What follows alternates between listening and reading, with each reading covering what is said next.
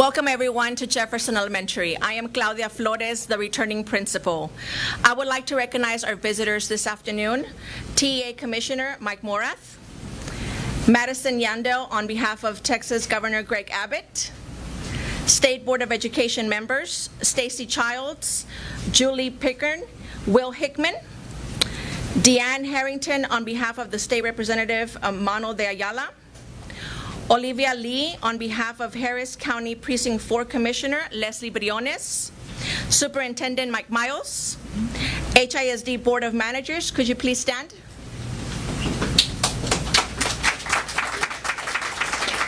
Thank you. And our Central Division Chief Orlando Riddick. This year, we will continue to provide our students with high-quality instruction grounded on best practices, collaboration, and a relentless belief in the potential of all of our students. We are very proud of the accomplishments of our students and teachers. This past year, we had a tremendous growth across all areas and grade levels. With your continued support, we will continue to make this new year, 2025-2026, a memorable one. Thank you, and welcome to Jefferson Elementary.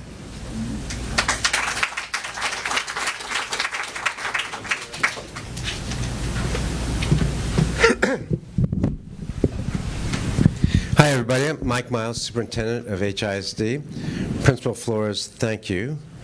But thank you more for all the work that your kids did. You went from a C to an A in just 1 year. Oh, from a D to an A, even better. And I'm here to talk just a little bit before the Commissioner gets up here to speak about accountability in the state, just about what it means on the ground. What it means, what this accountability rating, these little letter graders mean in practice. So you have an example here of a school, and yes, there's a letter grade attached to it, but we all know if you're in the schools, if you're in the business of educating kids every day, what that really takes, what that really means. She has a whole bunch of kids out here, and they're going to be celebrating here this afternoon, and just to see the kids coming in today and how proud they are of that A rating and what that actually means for our kids. Let me broaden it a little bit and talk about HISD as a whole, because while we have Jefferson as one of our leading schools as far as growth goes, we have a whole bunch of schools that have been working hard and excelling here in HISD. Let me give you some perspective. In the country, if you looked at any large urban district in America, you could map out the schools that are struggling, or D or F schools, right? In the graph to my left, it's pink is a D school, red is an F school. You can also point out the A and B schools. Dark green is A, light green is B, and then C's are yellow. But in a large urban district, if you know the school district, or if you know the city, you actually don't need this sort of map. You just need to know the city and where the low-income families live, and where the kids challenged by poverty or language barriers live. That's all you need, because then you could put a map of the poor-performing schools, and it would align. Kind of like here in 2023. Same graph, 2023, Houston. And you can see I circled the areas where they're mostly D and F campuses. And there were 121 D and F campuses in 2023. And if you come from Houston, you know that area that doesn't have any circles, you know that area. And it's a higher income area, better resource parents. And can you still hear me? The mic's going out a little bit. Still good? Okay. So this is Houston in 2023, 2 years ago. This is Houston today.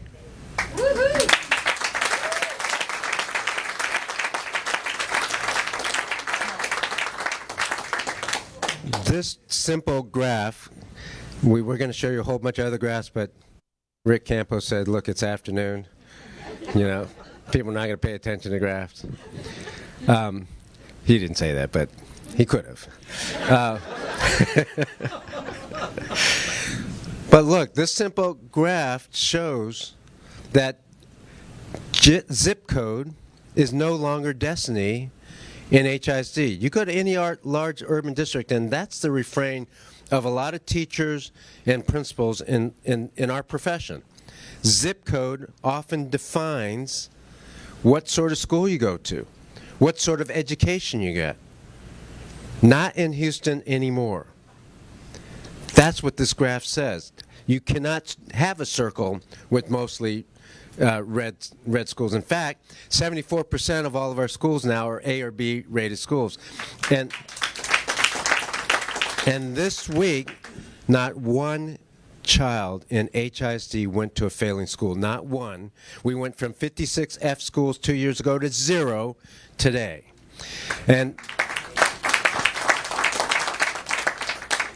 let me just close by saying, here's what this means.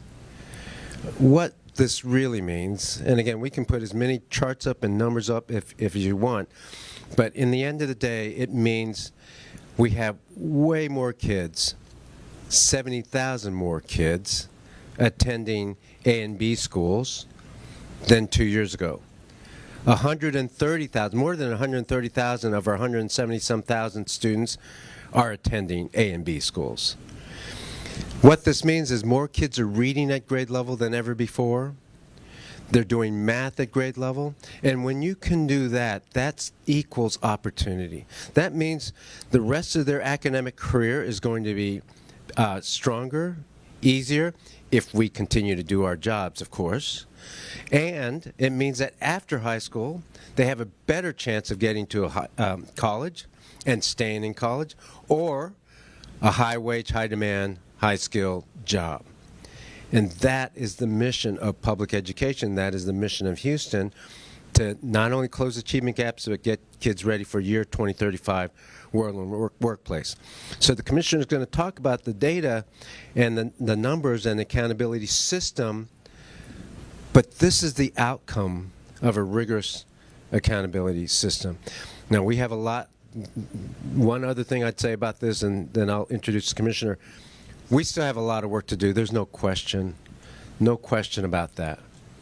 2 years in a row of high achievement. We know it works, but we also know that it takes a whole lot, and we also know that we have kids who are still behind. We have achievement gaps that are still large, and when all means all, and we get every school to an A or B, then we may take a couple days off. And that's our next goal, by the way. Our next goal, yes, we have to get out of intervention status. That means no school with multiple years of DRF. We're going to do that, but we're setting our sights higher because we know it's true that we can. In 3 years, we won't have any C, D, or F school. Every school in Houston will be an A or B school. That's the target. And we believe that we can. When times require bold change and times are desperate, then it starts with the belief that it can be done. This district has proven over the last 2 years that our kids can rise to the level of expectation, and same with our teachers and administrators.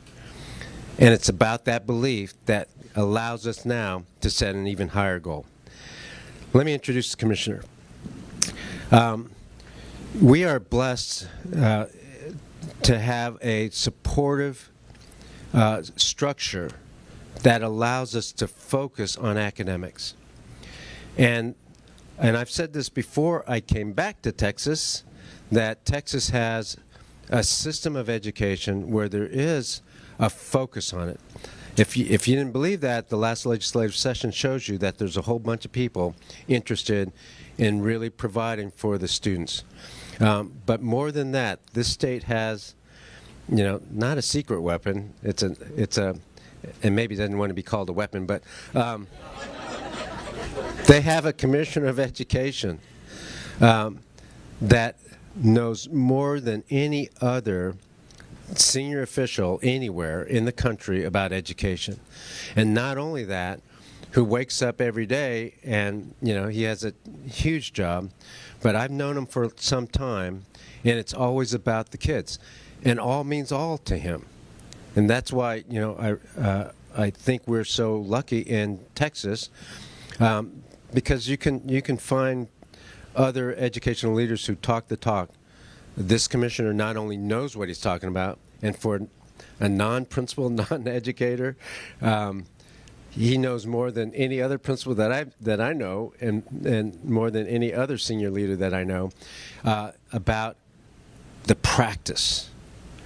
And then on top of that, he can put in a policy structure and the legislative supports that will help us do our job.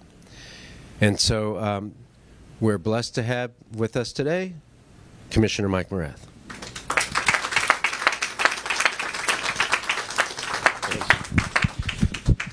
Thank you. We'll make sure this microphone is working. Thank you very much for the kind words. It is an honor to be with you today. My name is Mike Morath, Commissioner of Education for the great state of Texas. And I bring greetings as well from Governor Abbott, Lieutenant Governor Patrick, Speaker Burrows, and much of the Houston legislative delegation who would be here celebrating the hard work, Principal Flores, of you and your team, and what has happened here for the kids in this school and in this district. But you may be aware of, they have some other duties going on right now, so they could not be here. We are joined by several members of the State Board of Education. I want to thank my colleagues on the State Board of Education for being here. Julie Pickering, I see in the back, Will Hickman, Stacy Childs, phenomenal public servants. In case you didn't know, State Board members work without pay. So these are public servants. The same is true for school board members, local school board members, so the members of the Board of Managers that is here today. Thank you for the work that you do to provide leadership and guidance and support to this district and its administrative team to help them stay focused on the most important thing, which is why we're here. What is the most important thing? Why do we talk about A through F accountability ratings? Why do we have this celebration? And, there is much discussion about the nature of the A through F system. But what I will say is this begins with a basic moral belief system. And this moral belief system is predicated on the idea that all children, not just children from the right households, not just children from the right neighborhoods, not just children from the right cities, all children can learn and achieve at high levels when we, as the adults, provide them the right supports. This is a moral belief system that our legislature has codified into state law, and that we actually have multiple acts of public policy to reinforce this basic idea and this basic truth that when we as adults get very serious, all of our children can achieve at high levels. And you can speak in highfalutin language and make this sound very abstract, but we boil it down. We think, for example, that every third grader in the state of Texas, whether they're in Dumas or in Dallas or here in downtown, that they will, by the end of the year, have their times tables memorized. Some basic truths. This is a codified set of specific academic expectations. It's actually set by the elected State Board of Education. We believe that all children can learn and achieve at high levels. In third grade math, that means by the end of the year, they will have their times tables memorized. You actually here on screen have a specific learning expectation set by the state of Texas that is a moral commitment to children learning and achieving at high levels. And here what you see represent 1- and 2-step problems involving addition and subtraction of whole numbers to 1,000. There will be math in today's presentation. So when we talk about represent, the interesting thing is it doesn't say solve. It says represent. This is actually the beginning of algebraic reasoning, thinking about the abstract world and making it make sense. And so what is this belief system then, this codified student expectation, what does it look like in practice? It looks like in practice a star question. An art teacher had 736 crayons. In case you are unfamiliar, that is a whole number. It is under 1,000. She threw away 197 broken crayons. So immediately, the student has to understand the logic of the real world and translate that to subtraction. Then she bought 150 more crayons. The student has to understand that now this is an addition, and I'm going to do two things, not just one. This is what we do. Our job is to make sure that our students can learn this math and do it well. That is not our only job. They need to be in buildings that are full of loving adults that provide order and discipline. And whatever the maelstrom of their life may be outside of school, that this will be a safe haven full of joy, but order. But we do not send them to school to keep them warehoused there for a whole day. They need to learn reading and writing and math and science and history. That is the reason we have school. And so we hold ourselves to account.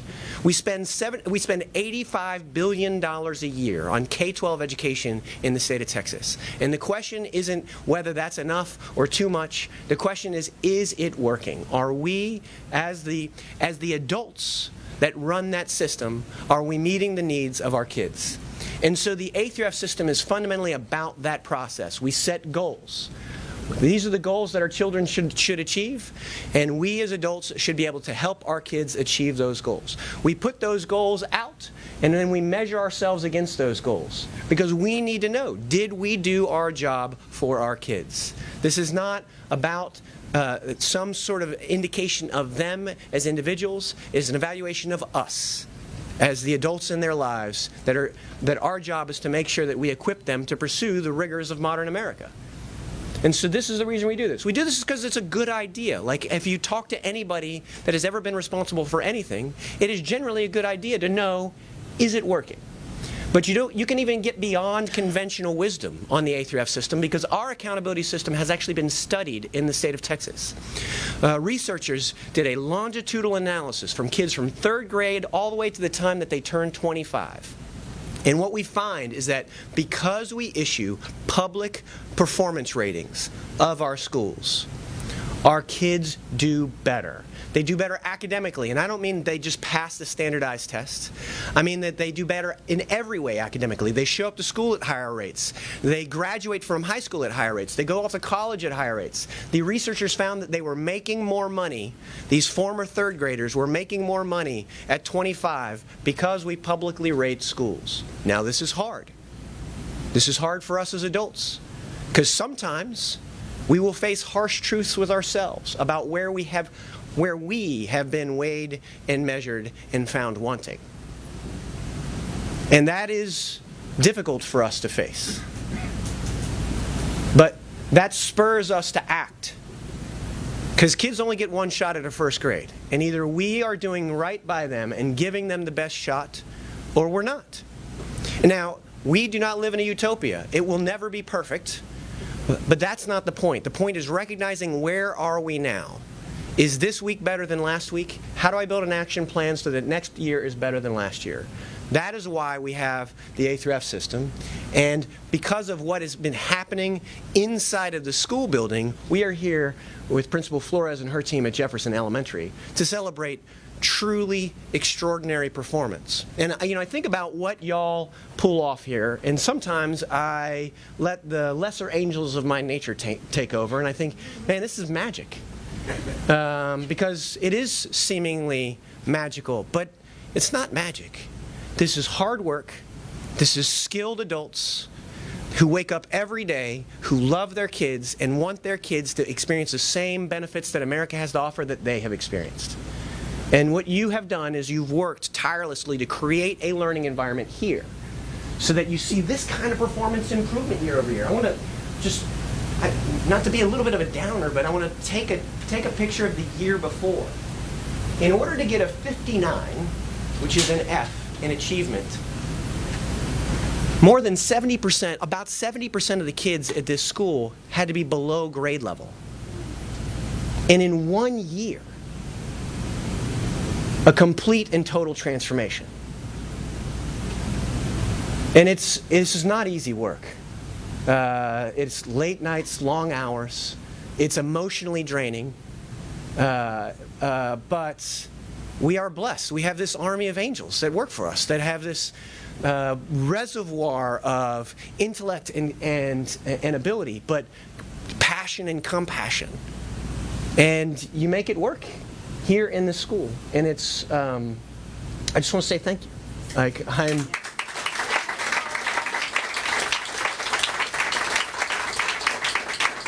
this is a school that went from a D to an F.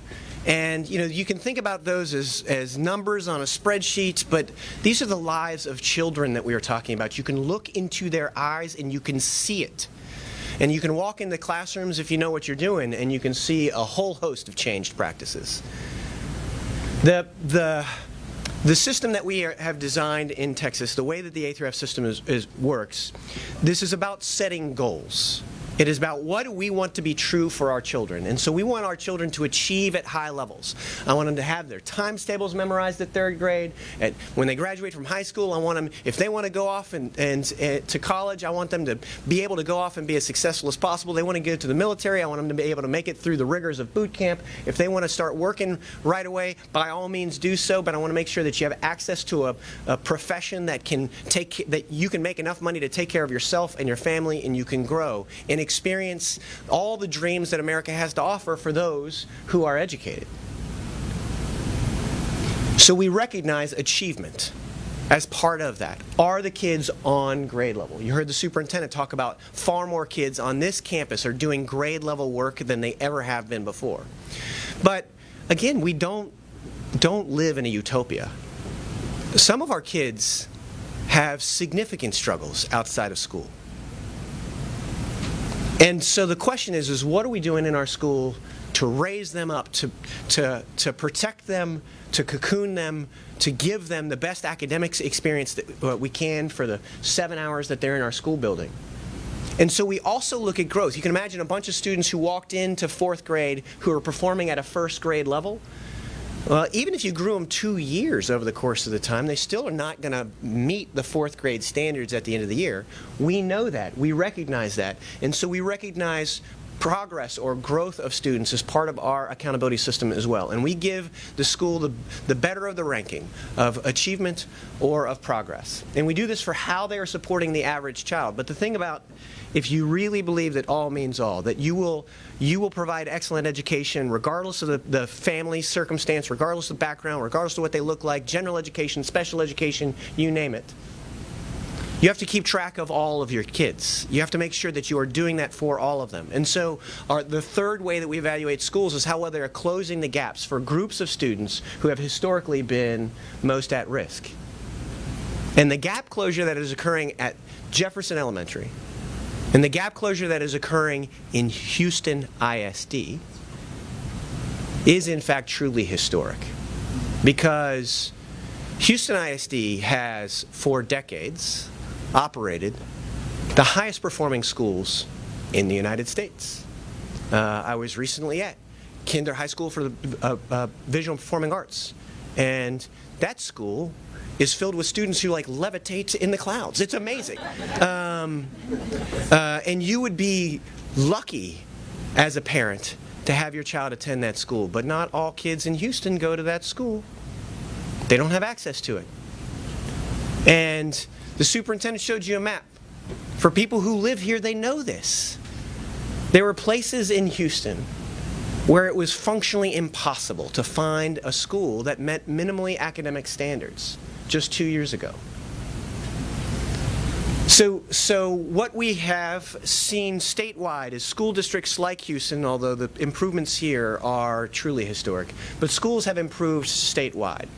Had we ratings in 2024, we would have seen 18% of our campuses statewide achieved an A, and we have educators all over the state working hard and smart and delivering better results for kids. So 23% of our schools statewide this year now achieve an A. This is improvement that we've seen across all 9,000 campuses in Texas public school. This is the work of a lot of educators, but also a very wise public policy environment that focuses on meeting the needs of kids, ensuring they have the resources and the educators there to help them rise to the highest level that they can.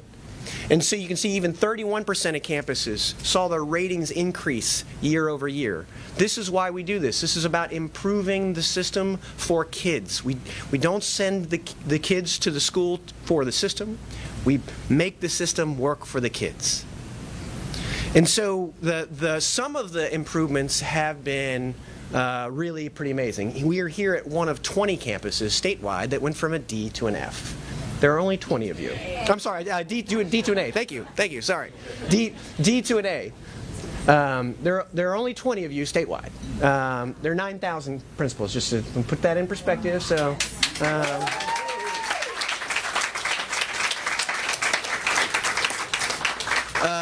so let's get her a raise. If we had 5 campuses statewide. One here in Houston went from an F to an A. Last year we had 3 campuses statewide that went from an F to an A. All 3 of them were in Houston ISD. 95 campuses went from a C to an A. And again, these can, for those that are not walking the halls in school buildings, that are not interacting with kids directly, these can seem like numbers on a chart. But there are 5.5 million souls in Texas public schools, flesh and blood, little humans born with all the promise, all the gifts that the Creator can provide. And what you see in these is a completely changed life trajectory for thousands, tens of thousands, hundreds of thousands of kids in this state. And it's because of hardworking people, although there's not too many like you, hardworking people like Principal Flores, the educators here in this school. And there are so many people that tell me, the A through F system, it's just about rate and poverty.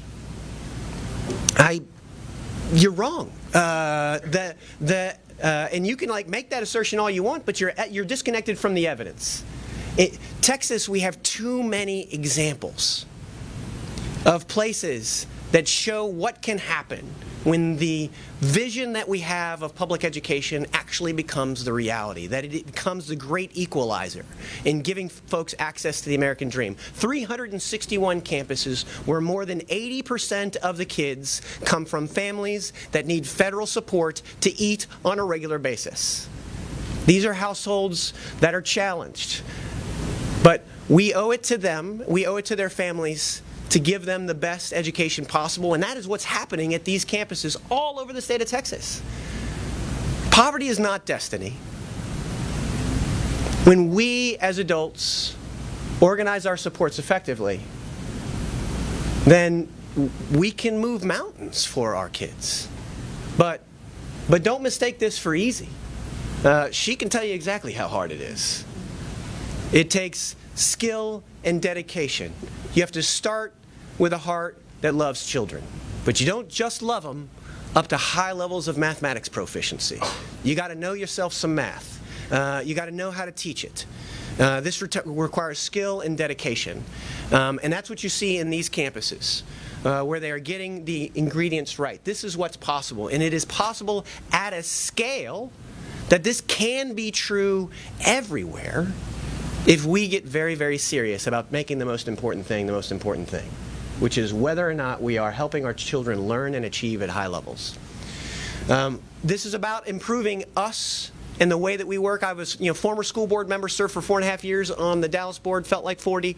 And one of the most important ingredients that I had as a school board member was these performance ratings on our campuses. Because at the end of the day, I needed to know, are my campuses the same?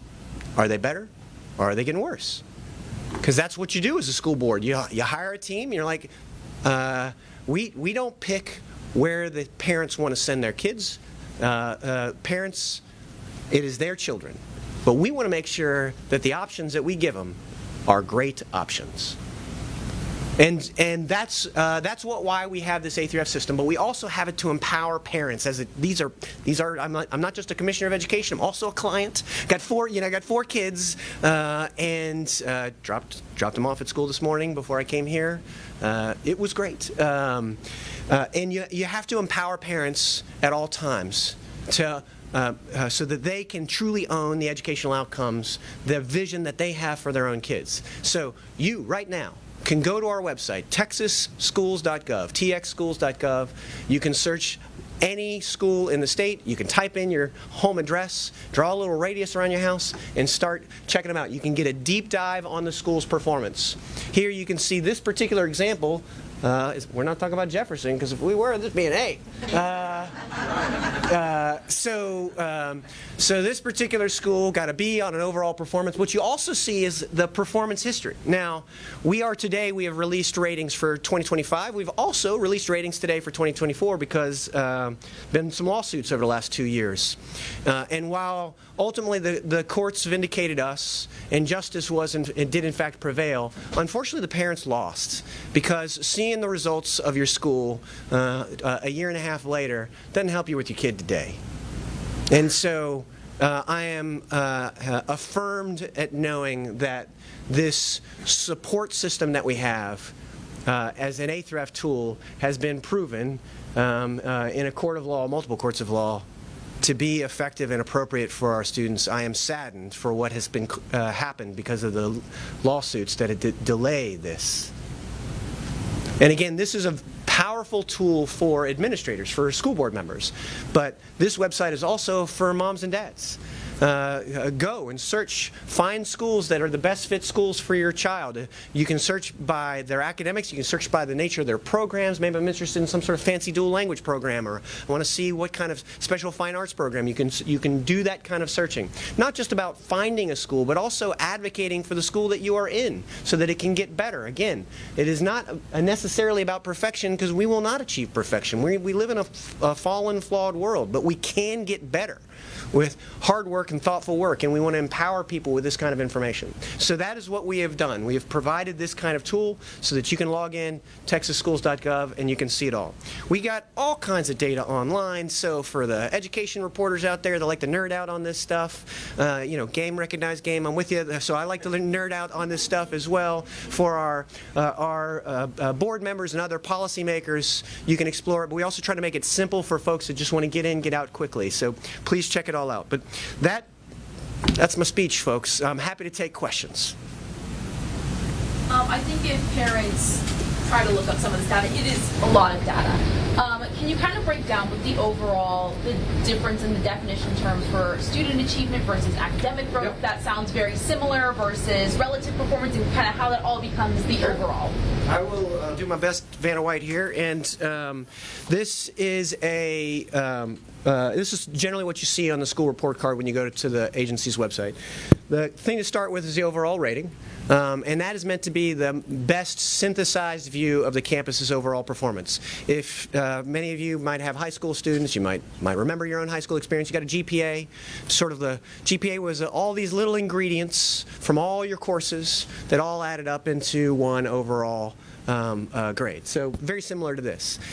You break it down, you have achievement. So achievement is about what the students know and can do, what they did. So think what percentage of students are on grade level, doing grade level work, what percentage of students demonstrate college readiness, what percentage of students earned a very important technical skill like welding or sheet metal, this sort of thing. That's what you measure here. And to frame that for you, just in terms of where the cut points are, if 37% of your kids are meeting grade level, that's higher than an F. So some of these standards are not particularly high.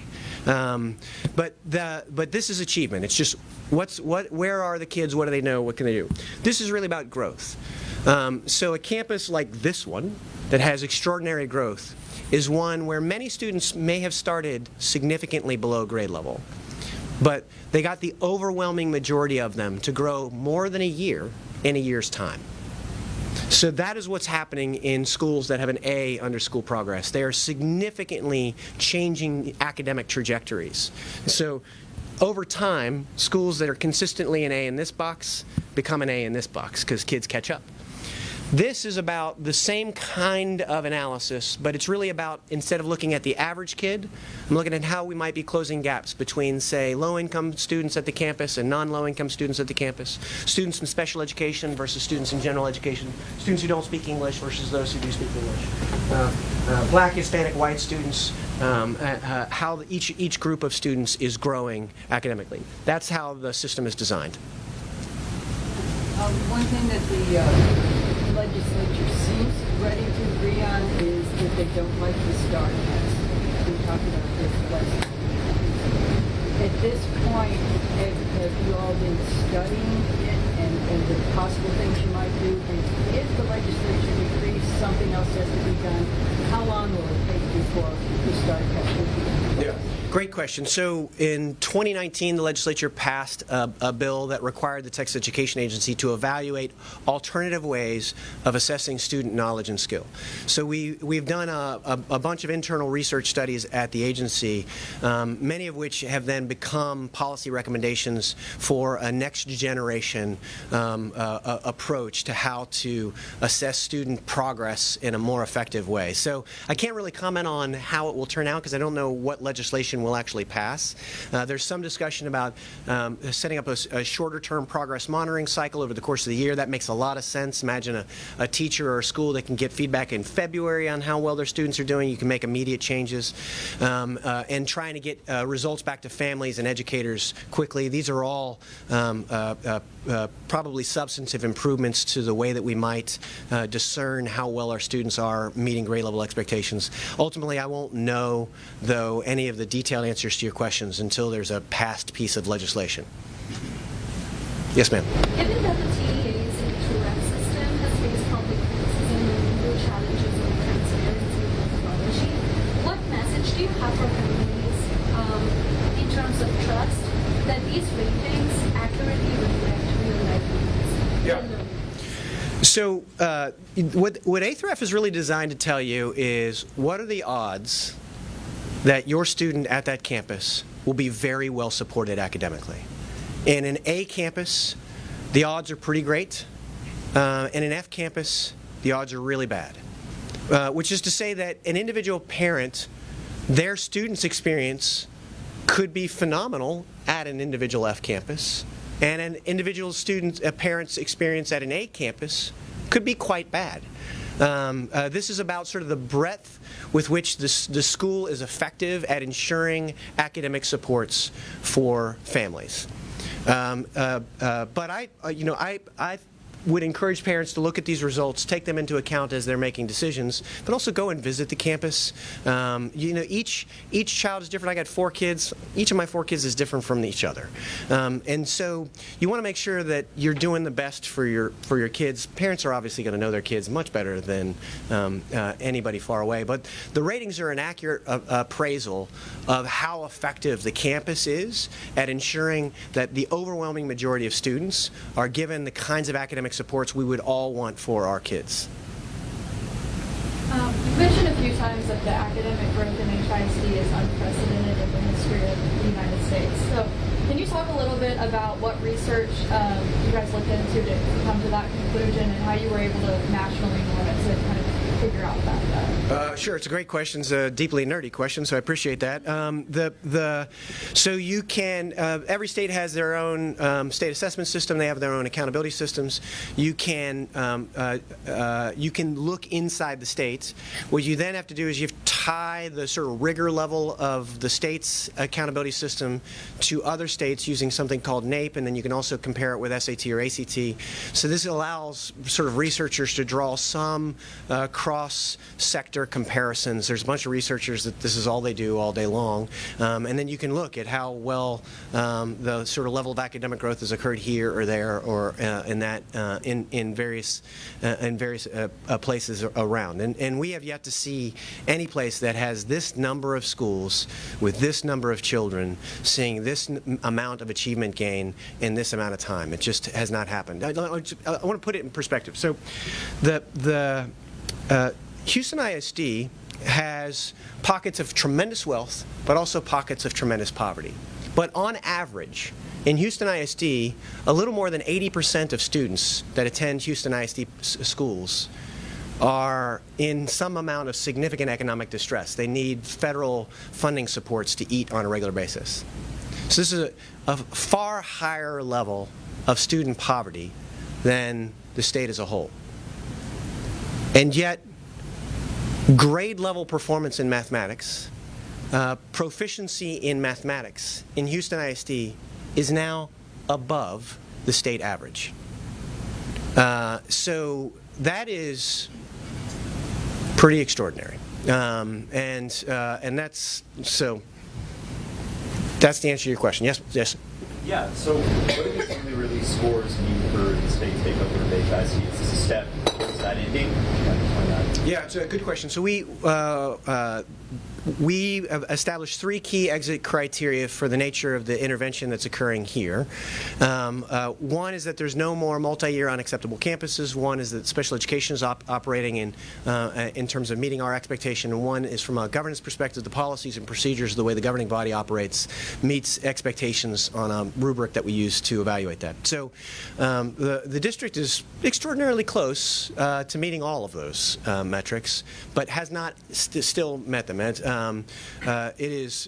It's amazing. There's 0 F campuses in the district today, but there's 11 Ds, 18 Ds, and a couple of those Ds are actually multi-year. And so we're looking for an assurance that the multi-year unacceptable academic performance is a thing of the past. And so, that may occur as soon as next year, given the progress that we've seen. We'll see. But ultimately, we'll take all of the different factors in terms of the progress that's happening in the district, and certainly I will, in making a decision as to what happens in the next phase of the intervention. Sorry, I want to... Let's try to spread around to all the students in the class. Yes. I appreciate that. Thank you. So we're here, at HISD, but I also cover other districts in the Houston area. And Aldine ISD did see a 10-point jump in their scores, while they're still, I believe, with a C rating. I wanted to ask you, if you looked at that, is that also unique? Yeah. Also unique? I want to do 2 press conferences here in the Houston area today, one in Aldine and one here in Houston. I have a tremendous respect for what has happened to improve academic performance in Aldine ISD. It's happening at all levels of that system. Very capably led. This board, Superintendent Dr. Goffney, has done really tremendous work, and can't wait to see how they continue to make progress over the next year.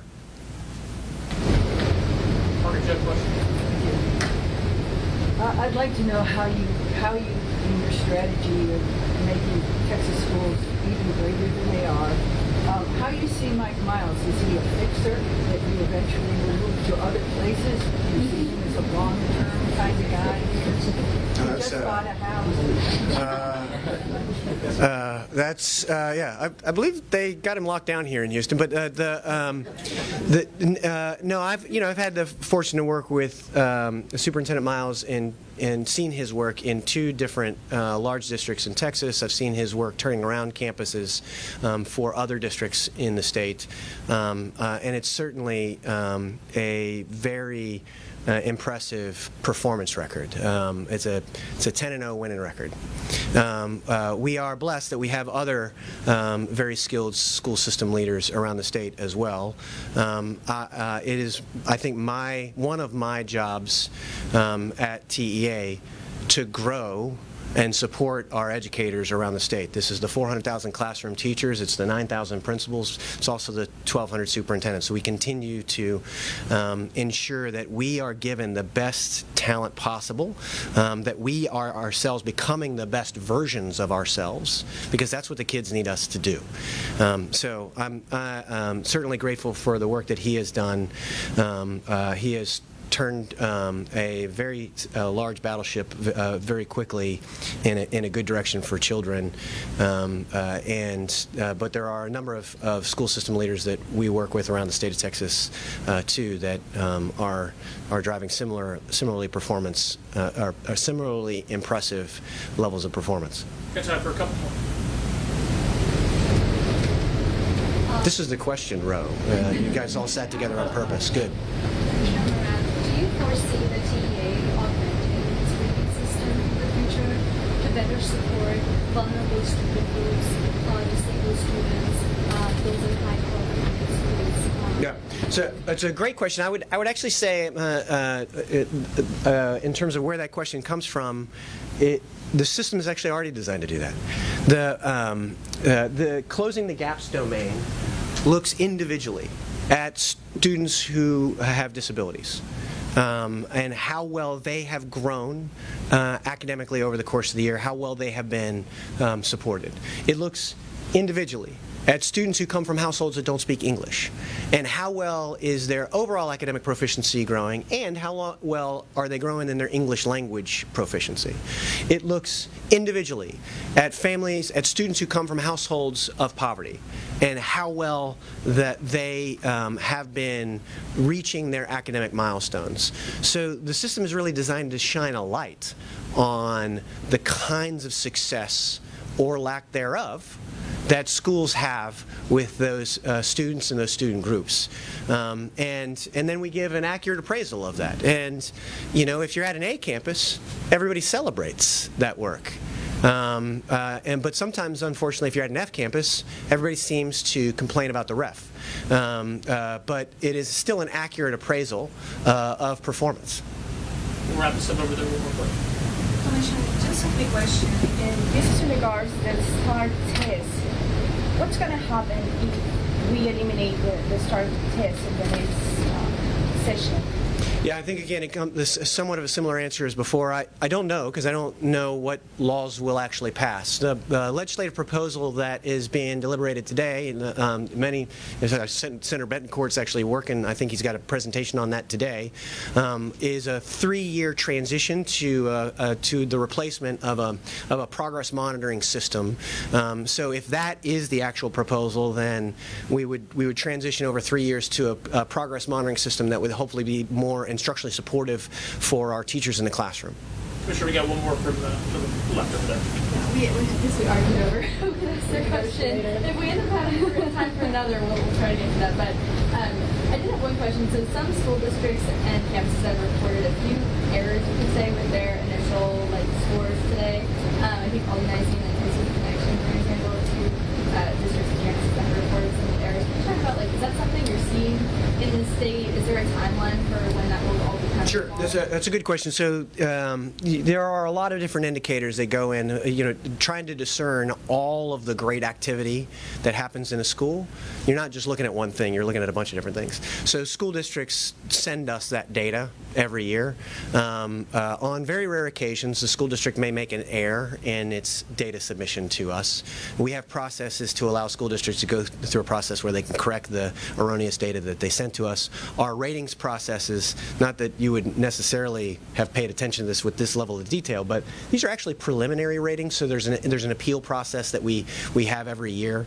So there's about a 30-day window where a district can submit documentation to us saying, hey, we'd like to update our ratings.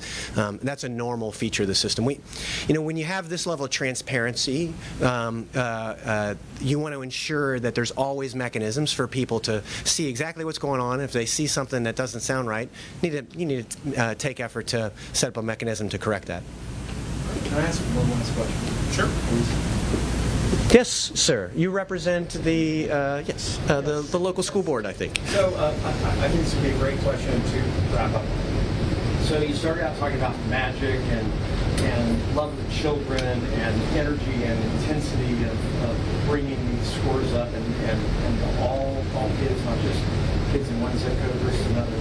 What are the 4 or 5 things that you think happened at HISD that created these results? Yeah, it's a great question. It's almost like you're a plant in the audience.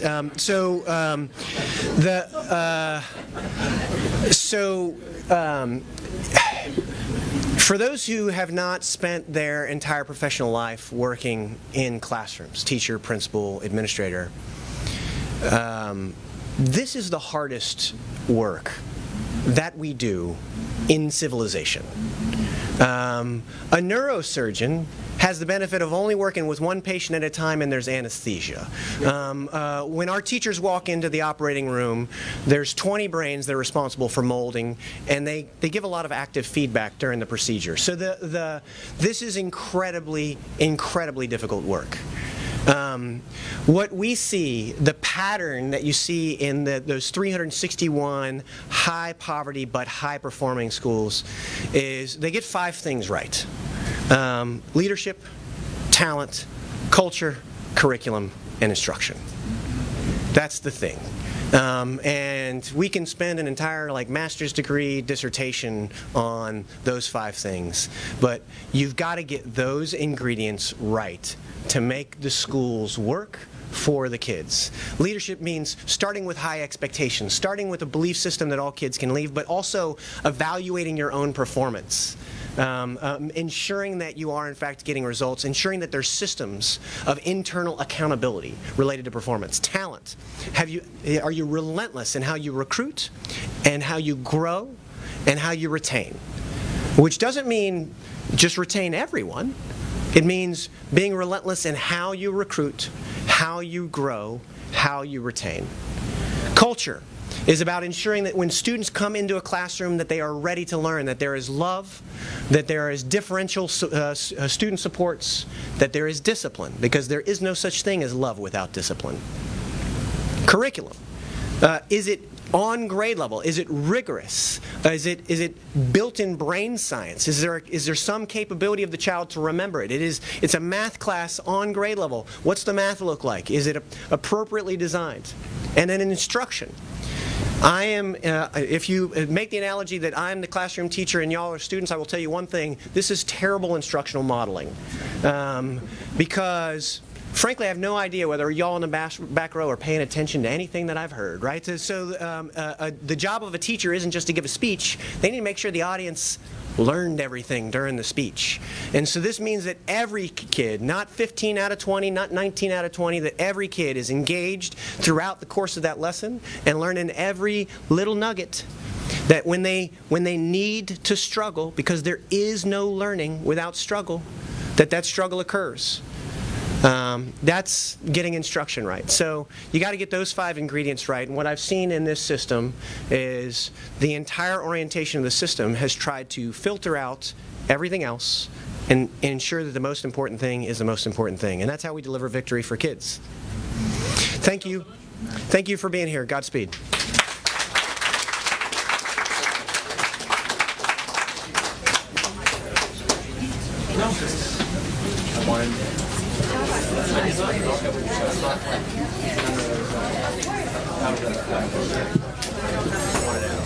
Good job. I love that. You get the long ball.